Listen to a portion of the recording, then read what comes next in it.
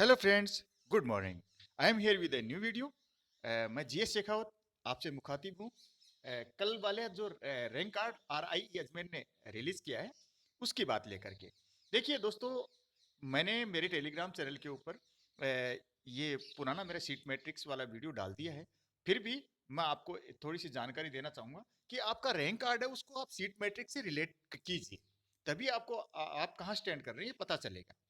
तो ये मैं आपको ये भी बताऊंगा कि मेरे टेलीग्राम चैनल पे और यूट्यूब चैनल पे जिन्होंने भी प्रश्न किए हैं, क्वेरीज हैं उनकी, उनके भी जवाब दूंगा। तो सबसे पहले सीट मैट्रिक्स को देख लीजिए। तो सीट मैट्रिक्स पे जाने के लिए आपको क्या करना चाहिए? मेरा वीडियो पुराना भी देख सकते हैं आप, नहीं देखें तो भी मैं आपको बता देता हूँ। देखिए, आप स्क्रॉल करेंगे इसको, तो यहाँ पे जाएंगे आप, तो यहाँ पे आपको लिखा मिलेगा कोर्सेज एंड सीट मैट्रिक्स। तो यहाँ पे आप सीट मैट्रिक्स पे आप क्लिक करेंगे। सीट मैट्रिक्स पे क्लिक करते ही आपके सामने ये डाउनलोड हो जाएगा। तो आपके सामने फिर ये खुल जाएगा और आपको देख लेना है सीट मैट्रिक्स कहाँ की है। तो सबसे पहले देखेंगे तो ये मैसूर की सीट मैट्रिक्स खुलती है। ठीक है, तो इनको आप हटाते जाएंगे और नीचे चलते जाएंगे, कहाँ की आपको सीट मैट्रिक्स देखनी है।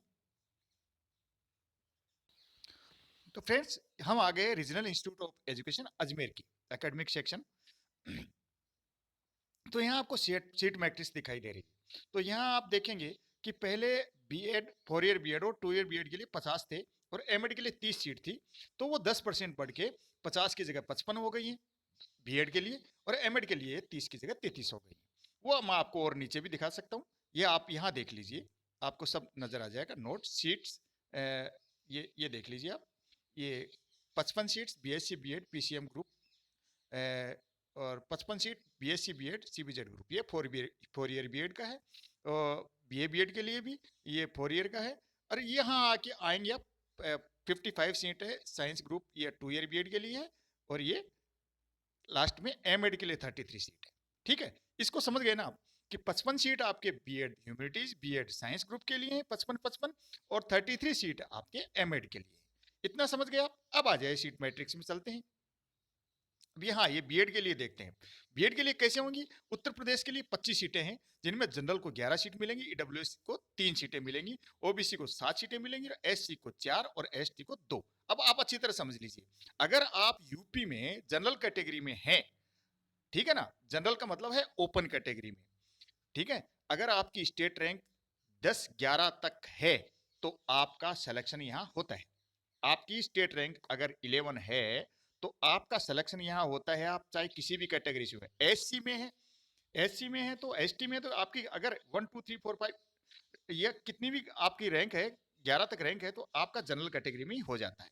अब मान लीजिए कि कोई जनरल का बंदा है, यानी सामान्य जाति का है, ठाकुर है, ब्राह्मण है, उसकी स्टेट रैंक है 15, मान लीजिए स्टेट रैंक हो गई उसकी 15, ठीक है, लेकिन अगर उसकी कैटेगरी रैंक है 1, तो उसका एडमिशन नहीं होगा, क्योंकि जो ये ओपन कैटेगरी है, इसका मतलब ये हो गया कि उसकी कैटेगरी रैंक 1 है। सामान्य जाति में तो वो पहले नंबर पे आ रहा है, लेकिन स्टेट में जो और बंदे हैं S C S T OBC वाले, वो 15 नंबर तक उन्होंने ये 14 नंबर तक कवर कर रखे हैं, उनका पहले होगा, क्योंकि ये ओपन कैटेगरी है। जनरल के लिए कोई रिजर्वेशन यहाँ नहीं है, ध्यान रखिएगा।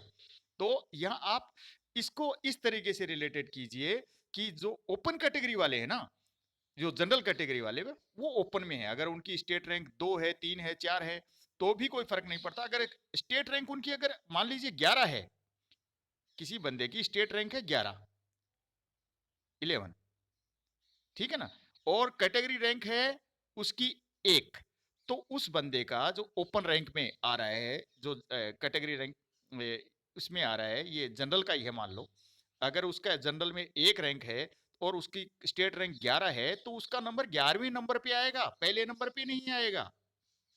ठीक है ना, कोई एससी का बंदा है, स्टेट रैंक उसकी 1 है, स्टेट रैंक 1 हो गई, और कैटेगरी रैंक भी उसकी 1 हो गई, उसका नंबर जनरल कैटेगरी में भी पहले नंबर पे आएगा। ध्यान रखिएगा इस बात को, इस तरीके से आपको रिलेट करना है, खास तौर पे जनरल कैटेगरी वालों को बता रहा हूं, वो कंफ्यूज हो जाते हैं। ठीक है, अब इस तरीके से ये सीटें आ जाएंगी। ठीक है ना, एसटी की सीटें हैं, ये जो एसटी की सीटें दे रखी, यूपी की एसटी की सीटें आमतौर पर एससी को चली जाती है कि एसटी वहां से कोई फॉर्म भरता ही नहीं है, तो ये वहाँ ये 4 सीटें एससी की हैं, तो ये 6 हो जाती हैं वहाँ पर।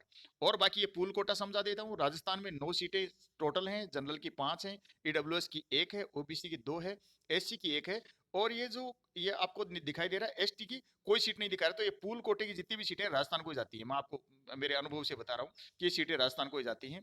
और ये दोनों सीटें टोटल ये नहीं जाएगी ये यूपी वाली, बाकी ये पूल कोटे की राजस्थान को ही जाएगी। और ये पूल कोटे की सीटें होती हैं, उसमें ऐसा होता है कि जिसके ज्यादा नंबर होते हैं, जैसे यहाँ देखिए आप ईडब्ल्यूएस में 5 सीटें, 3 तो यूपी को जाएंगी, 1 राजस्थान को जाएगी, बाकी बची 1 सीट, ये किसको जाएगी? पंजाब, हरियाणा, दिल्ली, जम्मू कश्मीर, उत्तराखंड, हिमाचल, इनका सब में सबसे ज्यादा नंबर लेके आएगा, टॉप होगा, टॉप करेगा, वो इस सीट को ले लेगा।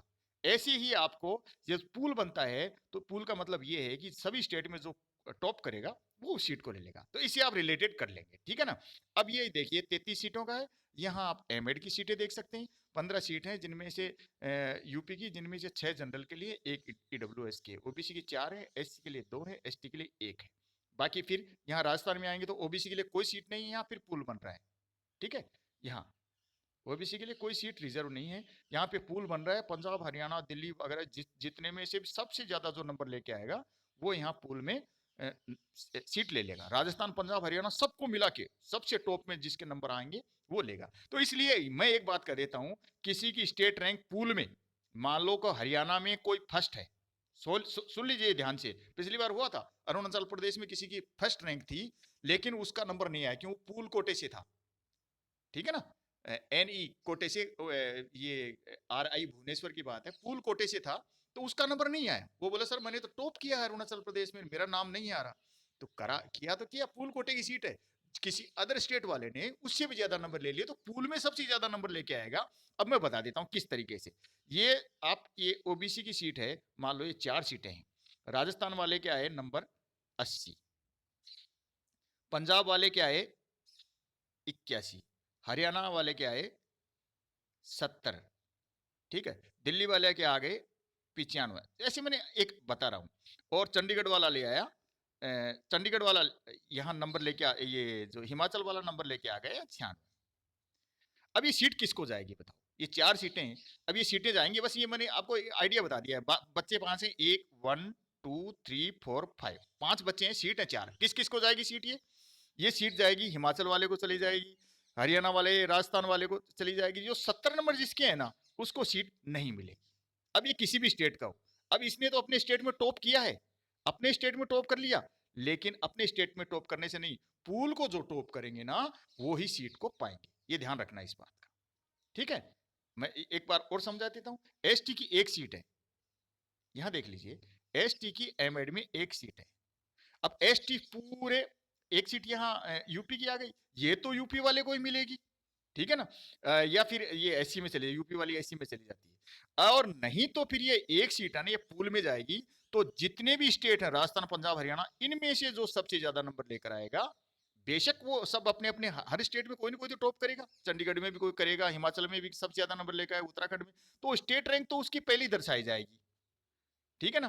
कैटेगरी रैंक भी उसको पहली दर्शा देंगे, लेकिन उसकी जो पूल रैंक वो नहीं बताई जाती। तो पूल रैंक वो है जो, तो फिर आरआई जब मेरिट लिस्ट बनाएगी, जो लिस्ट जारी करेगी, तभी आपको पता चलेगा।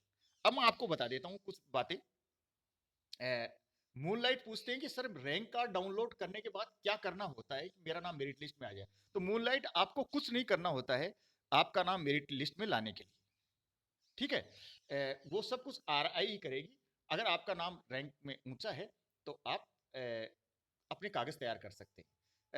आलोक चौधरी कहते हैं सर एमएड में स्टेट रैंक 4 है, क्या नंबर आएगा? मैं यूपी से हूँ, आपका नंबर आएगा। आलोक जी जब सीट मैट्रिक्स आपने देख लिए तो आपको पता है कि यूपी में कितनी सीटें हैं, आपने देख लिया है। मैं आपको फिर से एक बार दिखा देता हूँ। ये देखिए आलोक जी, तो यूपी में जनरल की 6 सीटें हैं ना, तो जनरल में आपका स्टेट रैंक वैसे ही 6 है या 4 है, तो आपका सिलेक्शन यहाँ पे हो रहा है। ओके, सौरभ यूपी से स्टेट रैंक 12, और ये कौन सी रैंक है? कैटेगरी रैंक 3 है। तो दोस्तों आप अगर आपकी ये आप एमएड कर रहे हैं या बीएड कर रहे हैं, ये मेरे को पता नहीं है पहली बात तो ये मैं इसका जवाब नहीं दे पाऊंगा, है ना, ठीक है, लेकिन आप आपकी रैंक अच्छी है। Rahul state rank 16, category rank 2। तो राहुल जी अगर आप ओबीसी से हैं या कि ओबीसी से हैं तो आपका नंबर आ जाएगा, ठीक है ना, 4 सीटें हैं।